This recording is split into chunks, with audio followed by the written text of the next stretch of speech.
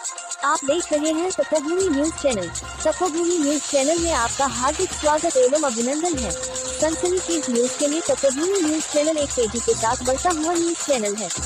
अभी तक आपने अगर चैनल को सब्सक्राइब नहीं किया है तो कृपया चैनल को लाइक करें, सब्सक्राइब करें और घंटी की बटन को दबाएं, ताकि चैनल पर आने वाले वीडियो का नोटिफिकेशन सबसे पहले आपको मिल सके। अपने दुकान प्रतिष्ठान के विज्ञापन हेतु दिए गए मोबाइल नंबर 8299866265 पर संपर्क करें।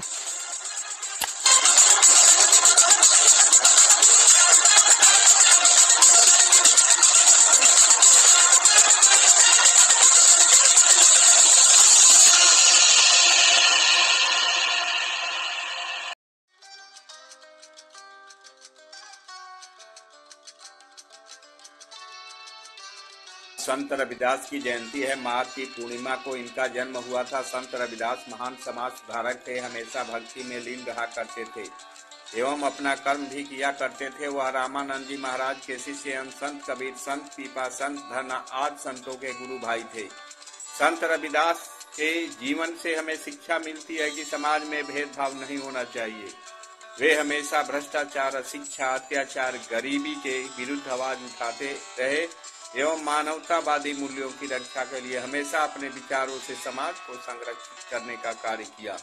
जिस समय मुगलों का शासन था, हिंदुओं को मुस्लिम बनाया जा रहा था, उस समय सिकंदर लोधी का शासन चल रहा था। उसने सजन कसाई को भेजा कि वह रविदास को मुस्लिम बनाए, लेकिन रविदास के प्रभाव से इतना वह प्रभावित हुआ कि वह स्वयं हिंदू धर्म स्वीकार कर लिया। इससे सिकंदर क्रोधित हुआ और उसने इन लोगों को जन्मकार की उपाधि दे दी। संत रविदास का कहना है कि रविदास जन्म के कारण होत न कोई नीच, नरकू नीच कर डारी है ओछे कर्म के नीच। कहा जाता है कि संत रविदास ने यह साबित किया था कि मन चंगा तो कठौती में गंगा। एक बार एक ब्राह्मण गंगा स्नान करने जा रहा था। उसने रविदास से कहा कि तुम गंगा स्नान करने नहीं जाओगे।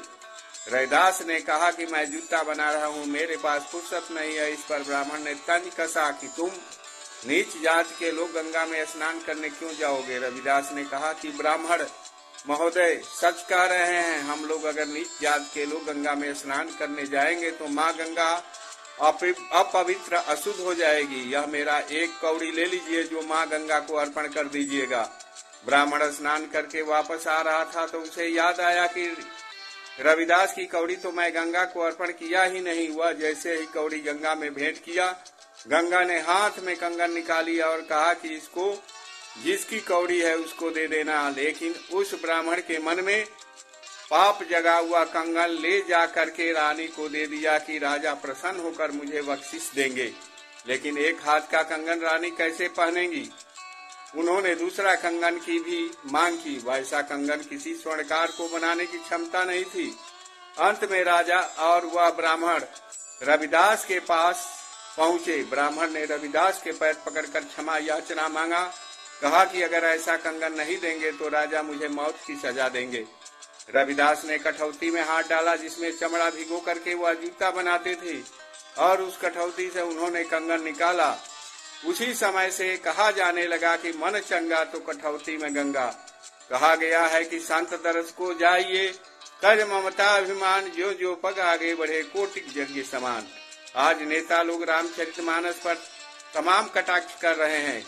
जिस तुलसी ने इतने बड़े ग्रंथ की रचना की, उनकी सोच ऐसी हो ही नहीं सकती कि किसी जात के प्रति वह अपमान भरे शब्द लिखे। लेकिन विडंबना यह है कि संत लिखे ग्रंथ और अर्थ लगावे गृहस्थ। उस ग्रंथ का अर्थ या राजनेता कैसे लगा सकते हैं। इनके तो मुख में राम, बगल में छुरी है। हर समय इन्हें जातिगत उठन सत्ता ही दिखाई देता है। पूजहि विप्र सकल गुणहीना, शूद्र न पूजहि वेद प्रवीणा। इस चौपाई का अर्थ या अपने हिसाब से लगाते हैं, जबकि विप्र का मतलब होता है आत्मज्ञानी, तत्वज्ञानी। अगर आत्मज्ञानी शूद्र के रूप में भी रहे, यानी बाहरी उसकी शक्ल टीम टाम का न हो, गेरुआ वस्त्र धारण व टीका फाना न किया हो, लेकिन अंदर से उसका ज्ञान का भंडार हो, तो वह पूजनीय है। लेकिन जो दिखावटी है, ऊपर से तो लख दख रखते हैं लेकिन अंदर से कोई ज्ञान नहीं है, यानी शूद्र है। वह सब गुणों से अच्छे दिखाई दे लेकिन उनके अंदर का गुण अच्छा नहीं है तो वह पूजनीय नहीं है। जिस संत ने इतनी बड़ी ग्रंथ लिख दिया, उस समय से आज तक कोई विवाद उत्पन्न नहीं हुआ, जबकि उनकी विनय पत्रिका को जब तथाकथित ब्राह्मणों ने नीच दिखाने की कोशिश की, सभी ग्रंथों के नीचे रखा करते थे और वह विनय पत्रिका सबसे ऊपर हो जाती थी। तुलसीदास की हत्या करने की योजना बनाई गई और उनकी रक्षा के लिए राम लक्ष्मण धनुष बाण लिए खड़े दिखे। ऐसे महान संत समाज के प्रति गलत कैसे हो सकते हैं? आज राजनीतिक लाभ लेने के लिए सूत्र बनने की नेताओं की लाइन लगी है। बलिया से वीरेंद्र सिंह की खास रिपोर्ट या मेरा निजी विचार है।